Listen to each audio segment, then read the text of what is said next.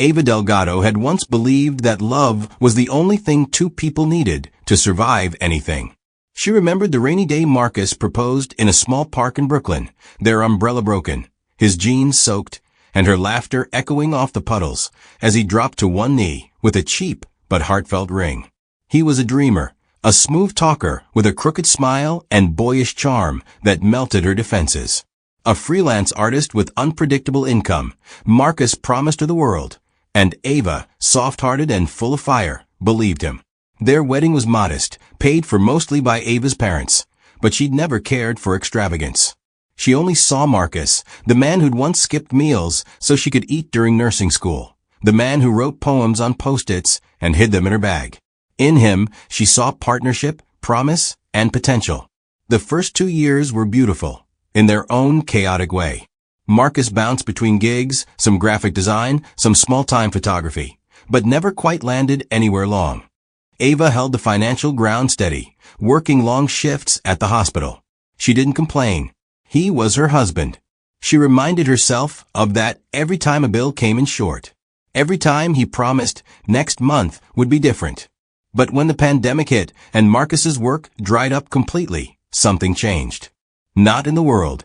Ava could handle global chaos. What changed was Marcus's ambition. It shriveled, then disappeared. He stopped looking for work and instead began looking for excuses. First it was burnout. Then it was a creative block. Eventually, it became Ava's job to hold up everything while he sank deeper into avoidance masked as introspection. Still, she stayed. Ava had always been the type of woman who stood by her word. For better or worse, wasn't a cute Instagram caption, it was a commitment. So she cooked, cleaned, paid the rent, and kissed his forehead as he slept until noon. She told herself it was just a rough patch. But in the quiet, in those moments between shifts, when she sat alone with her thoughts, she began to wonder. Had she married a dreamer or a dependent? Were her vows to Marcus or to the man she hoped he could become? The notice came folded in a red-stamped envelope Ava almost didn't open. She was rushing out the door, late for her shift, balancing coffee in one hand and her stethoscope in the other. But something about the heavy feel of it made her pause. Inside were 3 pages, final warnings, unpaid balances, threats of collections. It wasn't the first envelope like this. Over the past few months, she had noticed the mailbox swelling with urgent letters addressed to Marcus, most of which he tossed into a drawer without reading. But now they were in her name too. Joint accounts. Shared liability. The invisible debt Marcus had promised he was managing had quietly bloomed into a $42,000 monster. Credit cards maxed out, overdraft charges, and what appeared to be several cash advances from online gambling platforms. Ava's heart stuttered in her chest. She stood there in the hallway, trembling, the hallway spinning just a little. This wasn't a rough patch. This was sabotage dressed in silence. When Ava confronted Marcus, he deflated into the couch like a sulking teenager. "I didn't want to worry you," he said, not looking up from his phone. "I was going to figure it out." He talked about needing to decompress from the trauma of the world, about how gambling had felt like just a distraction, and how he'd been planning to win it back. He spun words like cotton candy, sweet, colorful, and ultimately empty. But Ava didn't yell. She didn't cry. She just sat down, stunned, her mind already calculating how long it would take to climb out of this financial hole. That night, after Marcus had fallen asleep watching reruns of a crime show, Ava opened her laptop and began searching for extra work. She didn't have the luxury of waiting for a miracle. She was the miracle. And if anyone was going to save this marriage, it would have to be her. 2 days later, she accepted a job at a late-night diner 2 neighborhoods over. A week after that, she took a contract cleaning offices 3 nights a week. Her hospital shifts remained unchanged, 12 hours a day, 5 days a week. She told herself it was just temporary, that Marcus would come around, would see the toll it was taking, would pick up the slack. But as she worked more, he seemed to do less. Her body ached from standing, scrubbing, walking, running, always running. Yet every night she came home to the same unwashed dishes, the same darkened living room, the same man who once vowed to protect her, now snoring on the couch, surrounded by empty beer cans and get-rich-quick YouTube videos. Ava's world became a rotation of uniforms. Nurse by day, waitress by evening, janitor by night. She learned to sleep in 20-minute bursts between jobs, with alarms set like landmines through her phone. Her apartment became less of a home and more of a pit stop between realities. Her meals were often gas station coffee, crackers, or leftovers she smuggled from the diner. The hospital started noticing.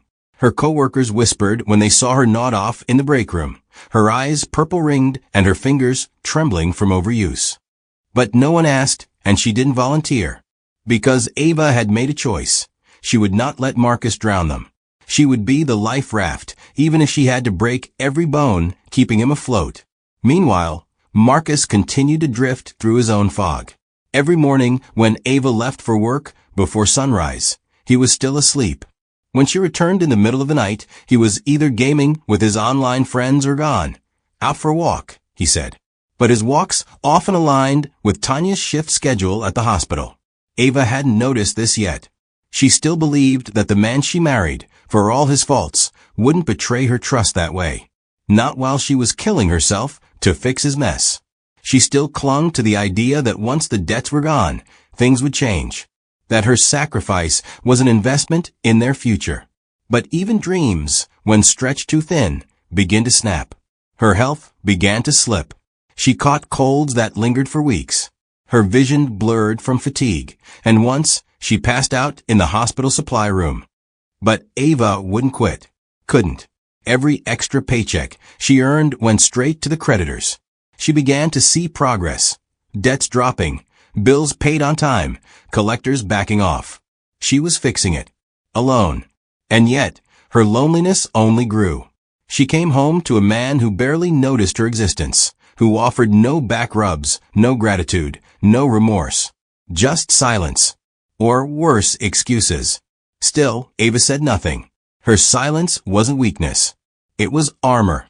And deep down, something had started to shift. The kind of shift that only comes when a woman finally realizes she's married to an anchor, not a partner. The question started during a rushed lunch break with a friend at the hospital. "Are you okay?" Miriam, a senior nurse, had asked gently. "You look drained." Ava waved it off with a smile and a joke about just needing more caffeine, but inside something cracked. She couldn't remember the last time someone asked how she was. She'd become a machine, a body moving from one obligation to the next.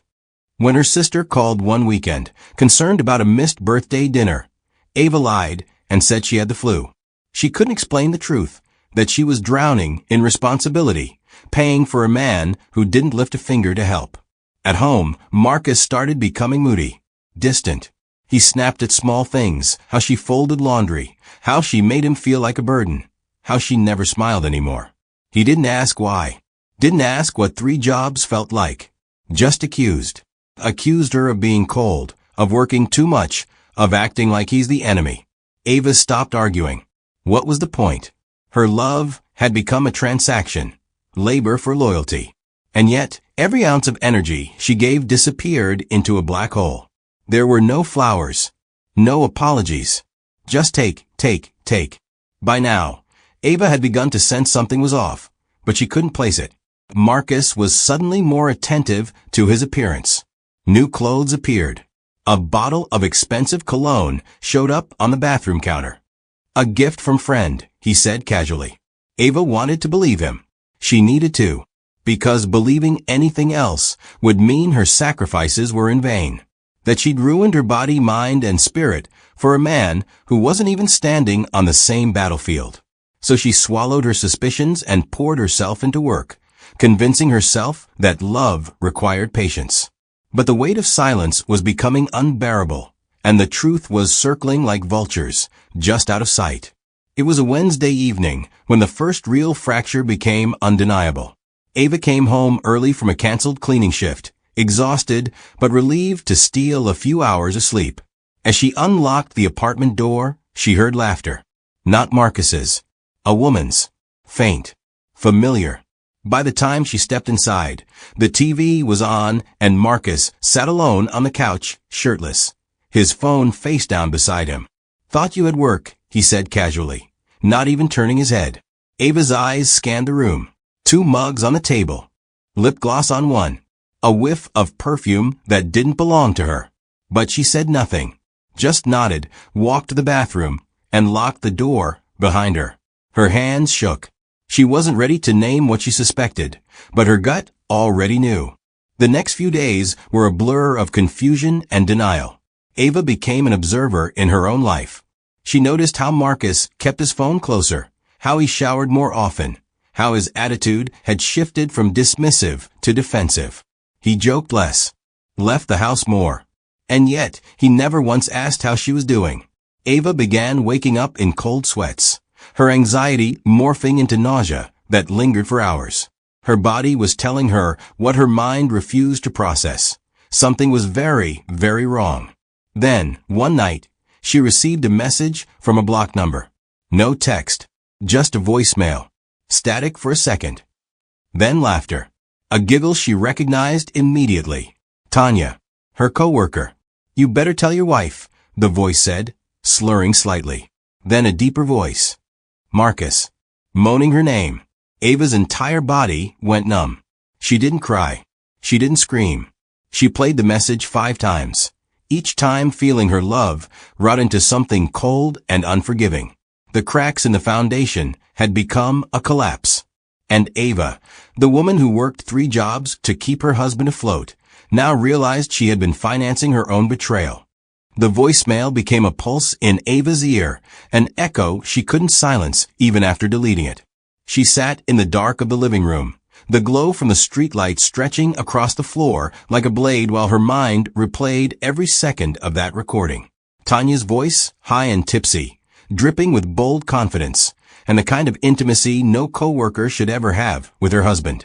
And then Marcus's voice, lower, breathless, unmistakably pleased. It wasn't just betrayal, it was mockery. The 2 of them laughing, moaning, talking about her, as if she were an obstacle, an inconvenience. Ava felt something inside her twist violently, not break. No, breaking would have been softer. This was something else. Something hollowing and sharp.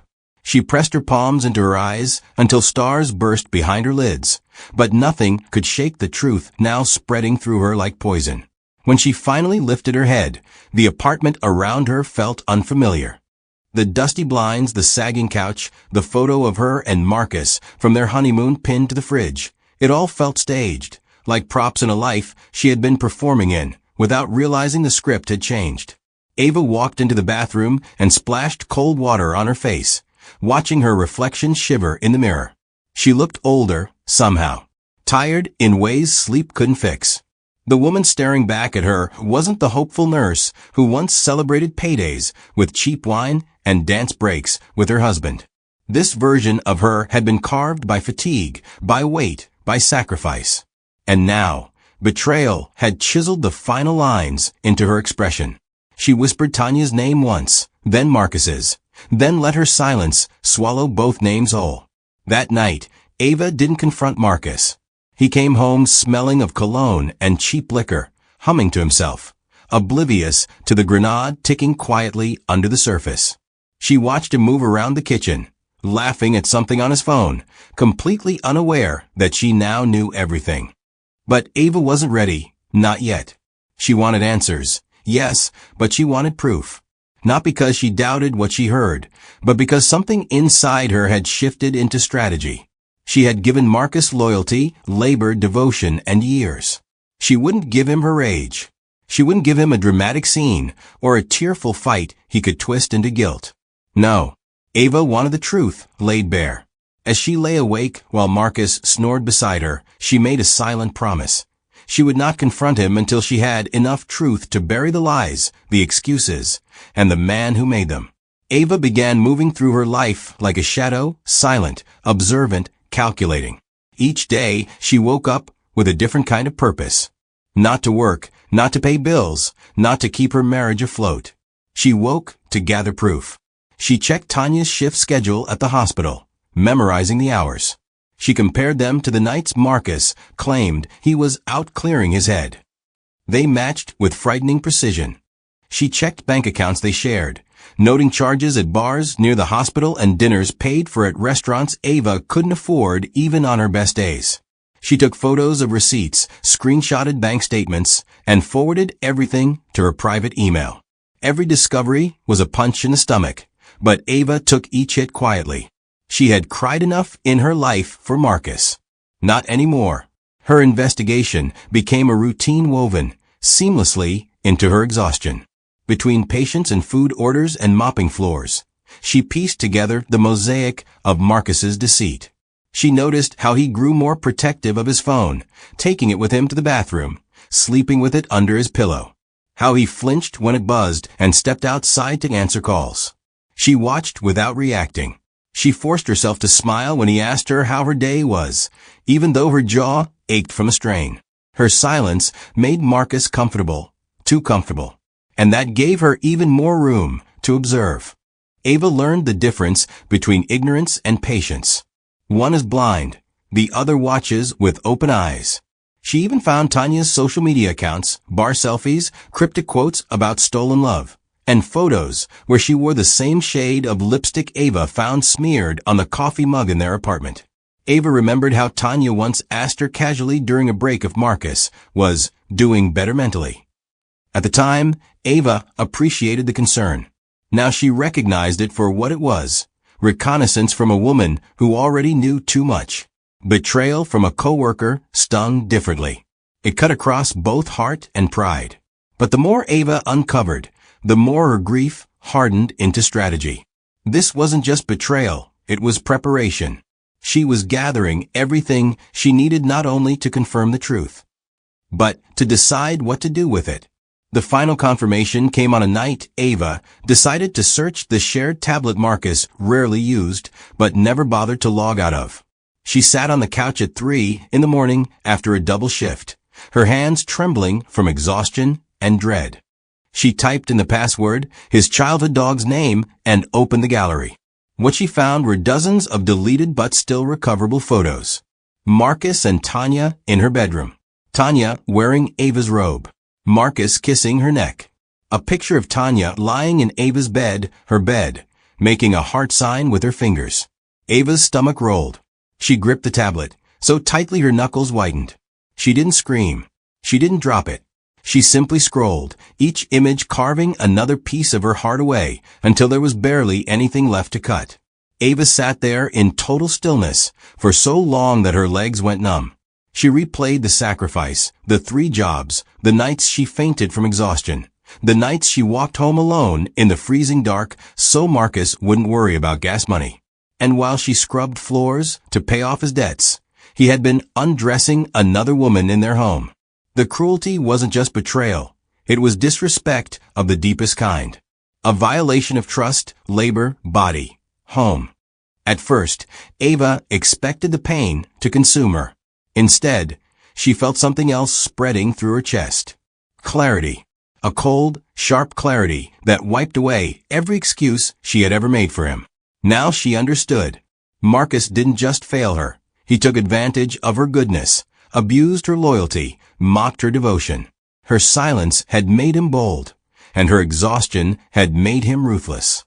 She stood up, walked to the bathroom, and splashed water on her face. Her reflection stared back at her, not fragile, not broken, transformed. Her grief had burned away something soft inside her and replaced it with steel.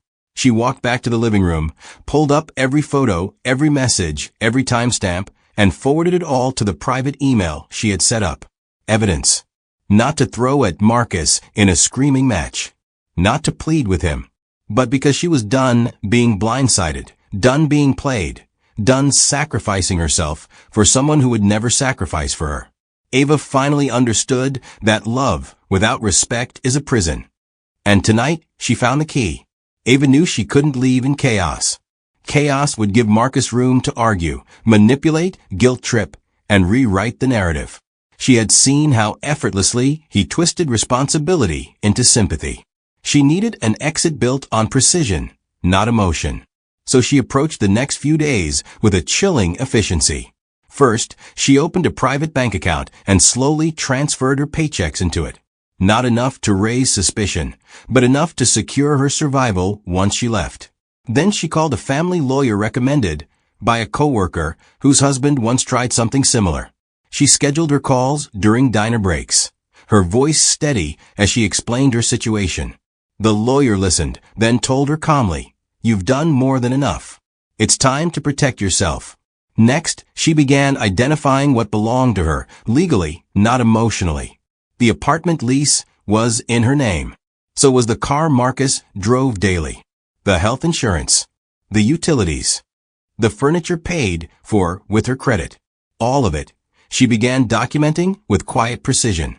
She saved copies of bank statements, printed photos, saved receipts, and organized everything into a folder labeled January expenses. Marcus would never notice. He rarely noticed anything that didn't revolve around his comfort. Meanwhile, Ava started packing small things, a few clothes here, personal documents there, discreetly moving them into a bag she kept hidden at work. Every step felt both empowering and devastating. She wasn't just leaving a man. She was leaving the version of herself who believed this marriage could be saved. Ava didn't tell a soul. Not her mother, not her coworkers, not even Miriam, who would have taken her in without hesitation. She wanted no witnesses, and no one Marcus could manipulate for information. The week before she left, she watched Marcus closely. He kissed her cheek once, absently, while scrolling through his phone, unaware that it would be the last time he touched her. His laughter, his voice, his excuses, all became background noise to her planning. Ava's heart had already left the marriage. Her body was the last thing keeping up. She slept beside him, ate across from him, lived within arm's reach, while mentally holding the map of her escape. Freedom was no longer a distant dream. It was a date circled silently on her calendar. Ava left on a Thursday, a quiet day. Marcus had gone out earlier, saying he needed fresh air to clear his mind, which Ava now understood as code for meeting Tanya. She waited until the apartment settled into its usual stillness before moving. The clock on the wall ticked at a steady pace, marking the end of a chapter she once thought would last a lifetime.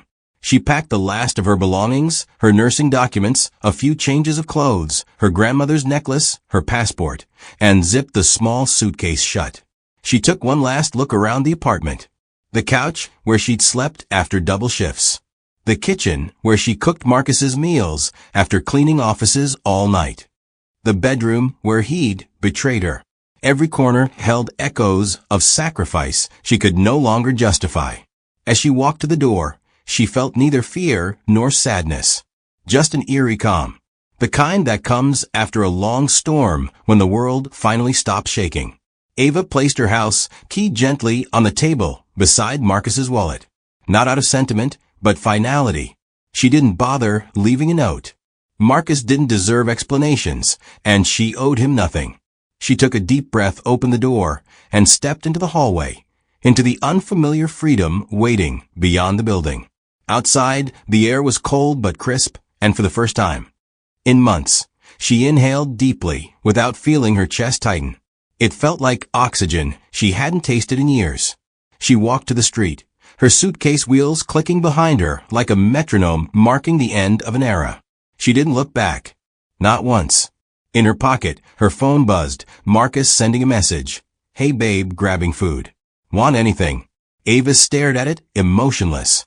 Then she powered the phone off. She boarded a cab she'd booked hours earlier, and as it pulled away, she watched the city lights blur into streaks of gold and blue.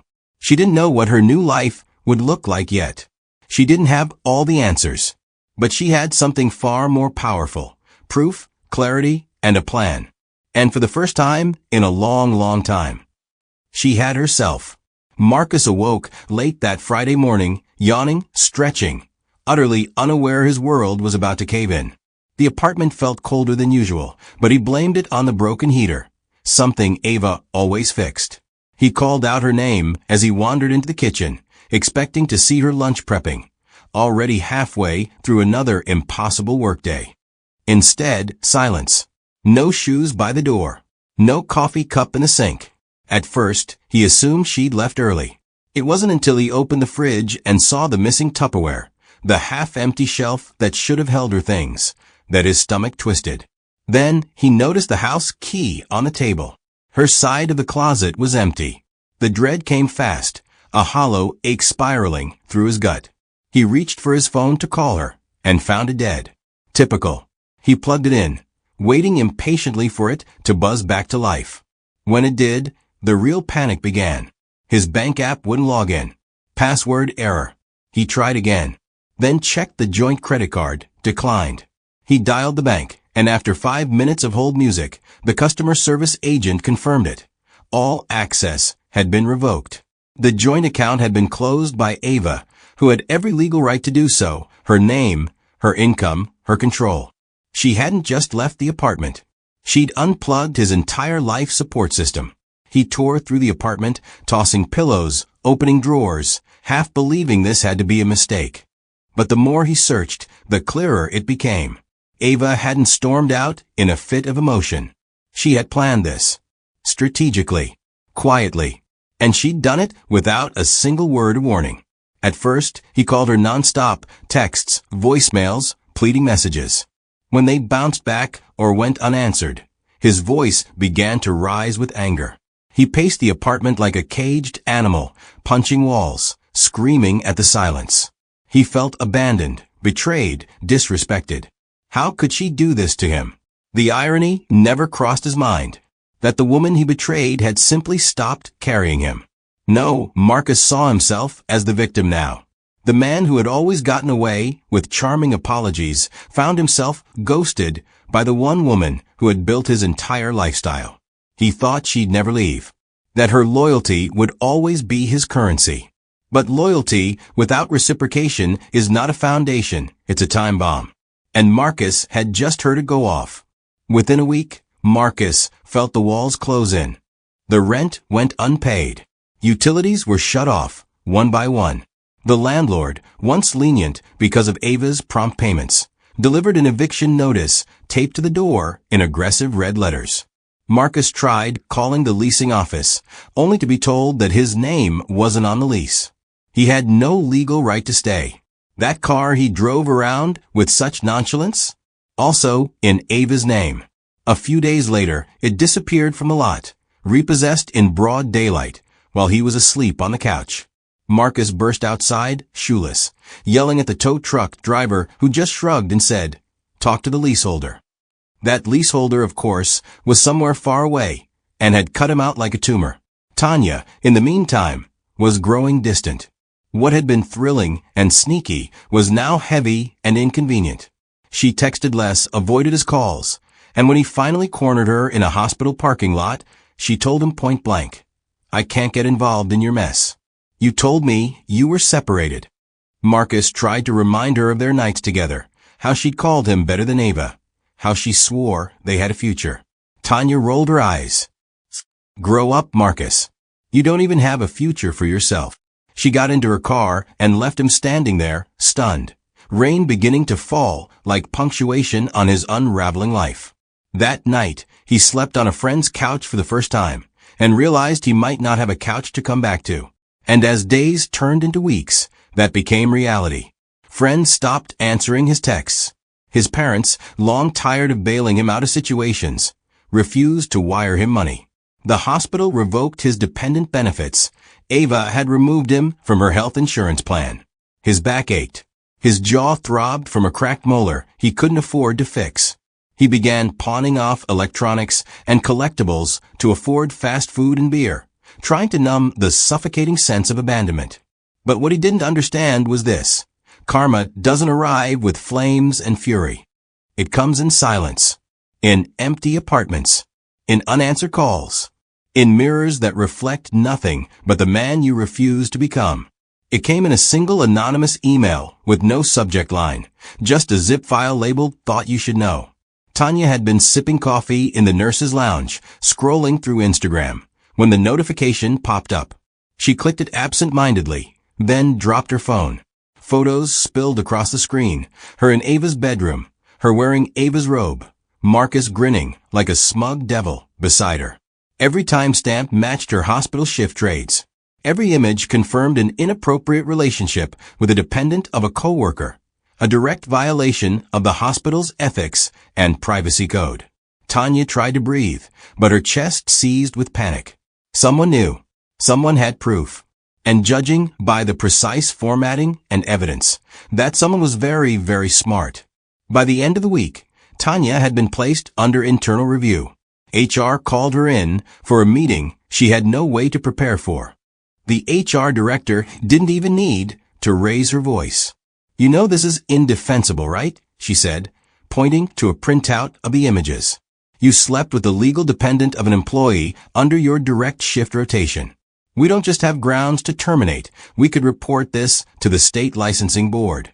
Tanya tried to stammer out explanations. Marcus lied. She was manipulated. It was personal, not professional. But nothing landed. The images spoke louder than excuses. The damage wasn't just her job. It was her reputation, her credentials, her future. She packed her things in a cardboard box, heart pounding, rage simmering. Marcus called her that night, clueless. "Hey babe, everything good? Haven't heard from you." She didn't even answer. She blocked his number. Tanya Reyes, once flirtatious and confident, now found herself unemployable. Rumors spread quickly in hospitals. Her name passed between staff like a cautionary tale. Meanwhile, Marcus spiraled further, now truly alone. He began to suspect Ava had done it, that she'd exposed everything. But part of him still couldn't believe she was capable. Ava? The woman who made dinner after working 18-hour shifts? The one who always forgave him? No, that couldn't be her. He didn't realize until much later that that version of Ava no longer existed. He had buried her. And what rose in her place was something far more dangerous. A woman who knew her worth. Marcus now slept in his car when he could afford the gas. Some nights, he crashed in 24-hour diners, sipping the cheapest coffee until dawn.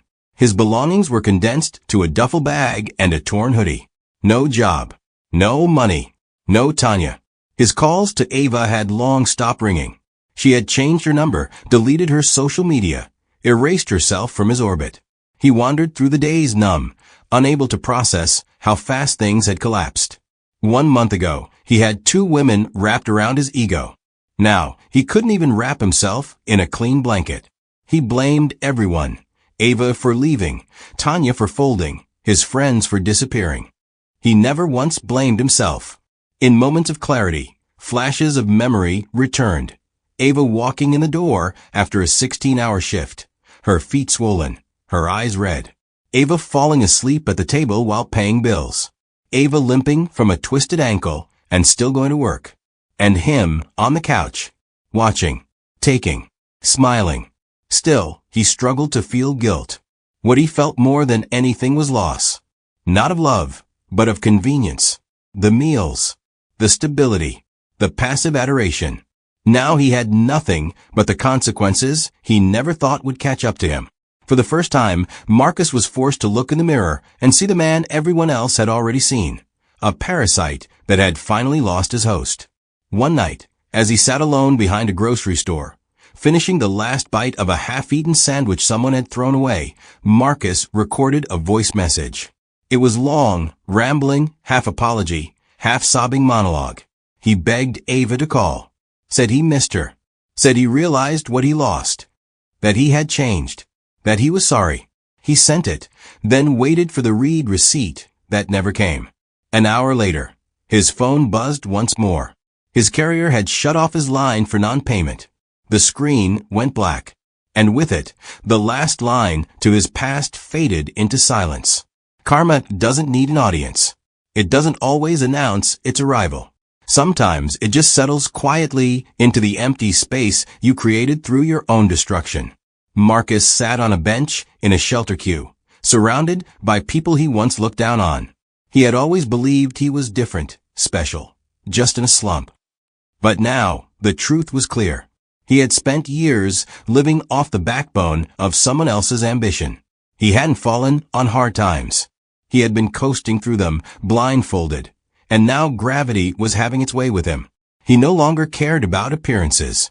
His once carefully tousled hair hung greasy around his face. His eyes were bloodshot. No more cologne. No more excuses. just survival. He heard rumors that Tanya moved to another state, trying to restart her career. He didn't care. What haunted him wasn't the loss of the affair, it was Ava's silence. He had expected yelling, a confrontation, even violence. But instead, she gave him nothing. No reaction, no closure, just absence. And that, he realized too late, was the real punishment. Marcus had mistaken her silence for weakness, when in truth it was the quiet confidence of a woman who no longer saw him as worthy of her breath. She hadn't ruined his life. She had just stopped saving it. And in that, Ava's revenge was complete, not in fire, but in distance. Not in drama, but in detachment. Marcus now existed as a ghost in a city where he once strutted. A man with no anchor, no allies, and no home. His betrayal had cost him everything. But what he feared most wasn't poverty or loneliness. It was that Ava had won. She had walked away, rebuilt herself, and left him behind, not out of cruelty, but indifference. And for a man who lived for attention, that was the most brutal karma of all. 6 months later, the sun warmed the balconies of Barcelona as Ava sipped strong black coffee and watched the city stir beneath her. Her new apartment was modest but elegant, nestled in a quiet corner of Ixample, where the buildings rose with graceful balconies and the air smelled of baked bread and citrus. The walls of her home were painted soft white, her windows opened to a skyline that whispered peace rather than pressure. Here, Ava was not someone's wife, someone's savior, someone's second option. She was Ava Delgado, respected nurse, quiet neighbor, fluent in Spanish and solitude. Every morning began not with exhaustion, but with choice. And for the first time in years, her life was entirely hers. She had accepted a position at a private international clinic, good pay, humane hours, colleagues who asked her opinion and actually listened. Her supervisor was a woman who'd spent decades in the field and knew how to run a team with respect. Ava no longer came home drenched in sweat and resentment. She walked through cobbled streets after work, bought fresh fruit from open-air markets, read novels on park benches. Her skin was clearer. Her back no longer ached. And her laughter, God, her laughter, had returned, not as a performance, but a reflex. She found joy in her own presence, in new rhythms, in silence that didn't hurt. Her days no longer revolved around saving someone else. They now revolved around living. She didn't talk about Marcus here. When asked about her past, she gave short answers, warm but vague. It ended. I needed a new beginning. That was all. She didn't carry the burden anymore. She had dropped it like dead weight at the airport and boarded a plane with one suitcase and a spine she had rebuilt piece by piece. Her therapist in Barcelona, a kind woman named Isabel, once told her, "You didn't escape. You evolved." And that stuck. Because Ava didn't just leave a man. She left a version of herself that thought suffering was loyalty. And in doing so, she gave birth to someone wiser, calmer, and infinitely stronger. Ava's healing wasn't linear, but it was honest. There were nights she still startled awake, heart racing, caught in phantom memories of overwork, of betrayal, of walking into a room, and knowing it no longer belonged to her. But here, in her new life, she had the space to confront those shadows rather than swallow them. Therapy helped. Writing helped. And so did the simple, ordinary joys. Listening to street musicians, swimming at the beach before sunrise, eating tapas with locals who knew her as nothing more than a woman with a beautiful laugh and a kind smile. She wasn't the one who got cheated on. She was just Ava, just herself. She made new friends, Anna, a painter with wild red hair who insisted on wine with lunch, Mateo, a shy pharmacist who always saved her favorite cough drops. None of them knew her full story, and that was the best part. She was no longer defined by a past that nearly buried her. She even began to date again, not seriously, not with urgency, but with curiosity. She didn't need to be saved or validated. She wasn't searching for someone to complete her. She had already found completion in her own damn reflection. And that made every flirtation, every smile, feel like a bonus rather than a lifeline. Ava started journaling again. She wrote letters to herself, not to Marcus, not to Tanya, but to the version of her that had once cried in bathroom stalls and scrubbed floors for people who didn't deserve her. She wrote, "You survived that. And not only did you survive, you walked away with your dignity intact." She filled notebooks with affirmations and daydreams. Her healing was not about forgetting what had happened. It was about reclaiming what could happen next. And in every walk she took under Barcelona's blue skies, she felt lighter. Like a woman reborn not from love, but from her own liberation. The message came on a rainy evening, long after Ava had stopped wondering if he'd ever reach out again. A voice memo, sent through a mutual contact who had somehow tracked down her new number. She debated whether to play it. For hours, it sat unopened in her inbox like a letter from the dead. But something in her wanted to hear it, not for closure, not for forgiveness, but for confirmation. Confirmation that she'd done the right thing by disappearing without warning, without permission. That leaving wasn't cruelty, it was survival. She pressed play. His voice was hoarse, brittle. A far cry from the smooth-talking charmer she'd once adored. "Ava," he started, followed by a long pause and the crack of something, maybe a sob. "I don't know where you are. I just want to say, I'm sorry. You were the best thing that ever happened to me. And I ruined it. I ruined everything." He talked about losing the apartment, losing Tanya, losing everything. He said he missed her laugh, her kindness, her food, her warmth. It was a mosaic of regret, stitched together with desperation. Ava listened, still as stone, until the message ended in silence. She didn't respond. Not with anger. Not with pity. She simply deleted the message. Not because it meant nothing, but because it meant nothing now. There was no version of this story where she reached back through time to pull him from the consequences of his own doing. His apology was a shadow. And Ava had stepped fully into the sun. She turned off her phone, walked to her balcony, and watched the rain drizzle over the rooftops. She felt peace, not the kind that comes from justice, but the kind that comes from choosing yourself. It was at a small rooftop gathering that Ava told a version of her story. Not the full drama. Not the betrayal. Just a slice. A woman at the table, a newly divorced expat, was crying into her glass of kava about how she wished she'd left her ex sooner. The table fell quiet, waiting for someone to offer something deeper than a cliché. And Ava gently spoke. "I worked 3 jobs once," she said, her voice even, "to pay off my husband's debts. I thought if I loved him enough, he'd grow into the man I believed he could be." The woman looked up, startled. Ava smiled softly. "But the truth is, some people don't grow. They feed on your growth, until there's nothing left." The table sat in silence, hanging on her words. Someone asked, "What happened?" Ava shrugged, sipping her wine. "One day, I stopped saving him. I saved myself instead. No tears. No bitterness. Just truth. The kind that settles into your bones and strengthens your spine. It wasn't bravado, it was wisdom, hard-earned and non-negotiable." The divorced woman reached across the table and held Ava's hand. "Thank you," she whispered. And in that moment, Ava realized something profound. Her story didn't just belong to her. It was a map for others, a lifeline for women still trapped in cycles of giving and never being seen. She wasn't angry anymore. Not even at Tanya. Not even at Marcus. Ava had outgrown anger. She had transformed pain into purpose, silence into sovereignty. Her life was no longer defined by what she'd survived, but by what she'd chosen. And every time she shared even a sliver of her truth, it didn't open old wounds, it reinforced new armor. She didn't just know her worth. She embodied it.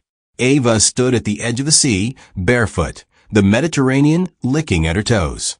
The sky above her glowed in hues of lavender and rose, the final light of day sinking gently into the horizon. She breathed deeply, salt breeze calm.